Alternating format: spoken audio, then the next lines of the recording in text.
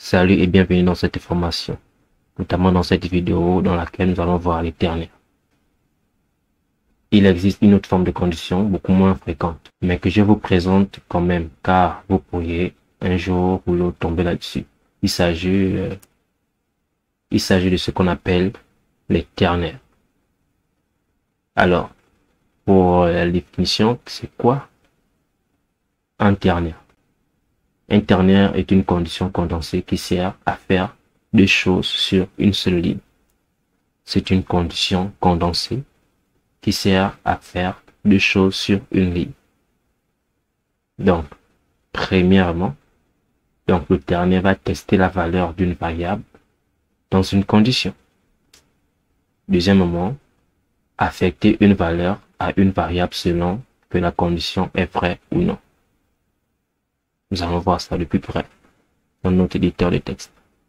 Voilà. Donc, je prends un exemple avec ceci. Donc, ici, j'ai une condition normale, normale.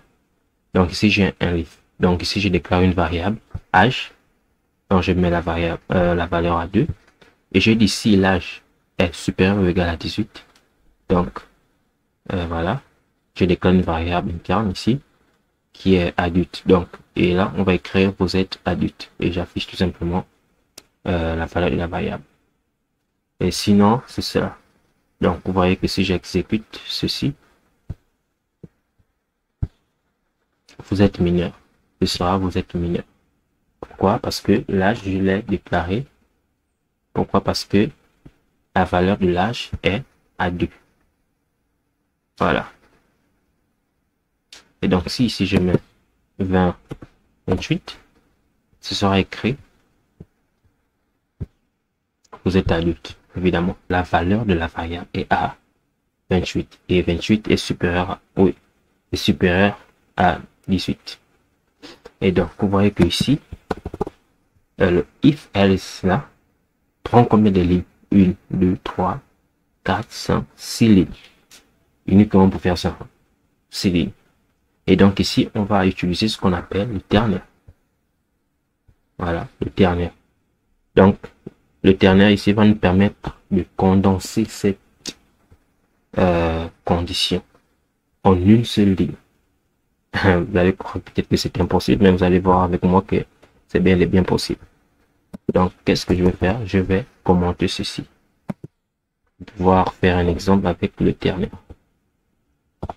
Donc, pour commenter, c'est slash étoile, étoile, slash. Donc, commenter en faisant les. Donc, ici, moi, qu'est-ce que je vais faire? Je vais déclarer ma variable âge. Et je vais lui donner une valeur du genre 12. Et voilà. 12. N'oublie pas le point virgule. Et voilà. Et donc, je vais également déclarer une autre variable dans laquelle je vais stocker le résultat. Du genre, voilà, je l'avais déjà mis, une adulte. Dire peut-être mineur ou adulte. Peu importe. Et donc, je vais dire égal. Je vais ouvrir la parenthèse à l'intérieur de laquelle je vais mettre la condition. Je vais faire ceci. Voilà. Âge, par exemple, supérieur, voilà. Supérieur ou égal à, par exemple, à 18. Voilà. Et là, je vais mettre le point d'interrogation. Ça, c'est pour dire si l'âge est supérieur ou égal à 18. On met le point d'interrogation, c'est pour dire, bon, je vais mettre la première phrase qui va être affichée. Donc ici, ça peut être un nombre, ça peut être tout simplement la valeur.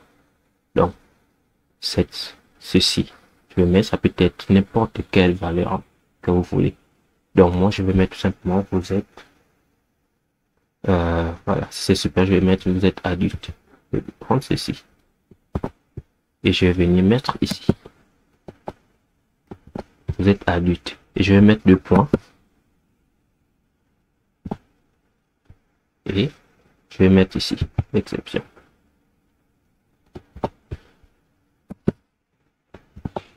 Voilà. Aussi simple que ça. Aussi simple que ça. Et dans par la suite, je mets seulement écho. Donc ici, je vais tout simplement afficher ma variable.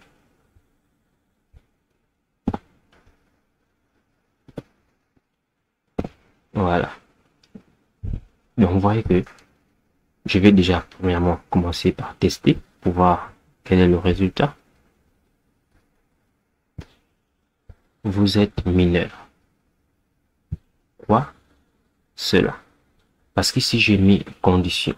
Si l'âge ici est supérieur ou égal à 18. Évidemment, l'âge est inférieur à 18.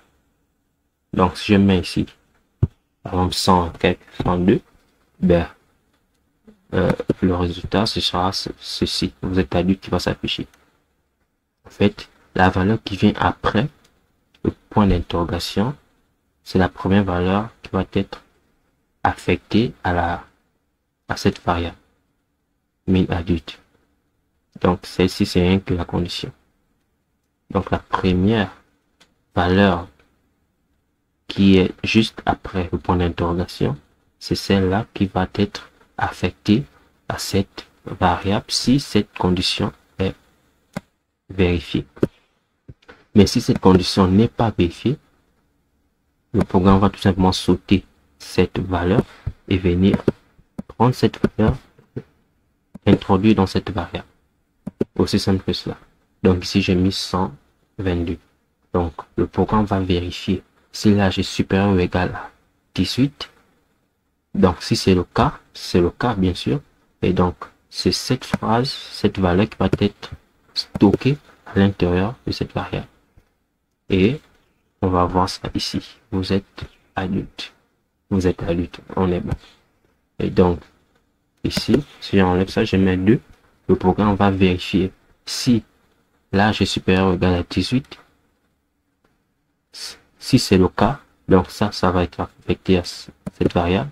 Mais si ce n'est pas le cas, c'est plutôt celle-ci qui va être affectée c'est plutôt celle-ci qui va être affectée dans celle-ci, dans cette variable. Donc, c'est le cas ici présentement, parce que 2 est inférieur à 18. Donc, c'est plutôt vous êtes mineur qui va s'afficher. Exactement.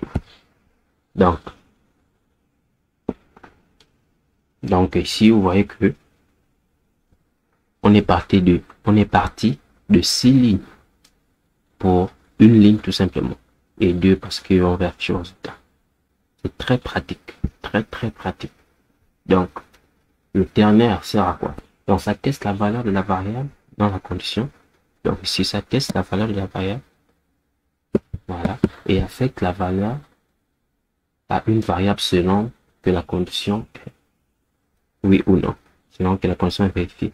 Donc, ça teste et ça affecte cette valeur.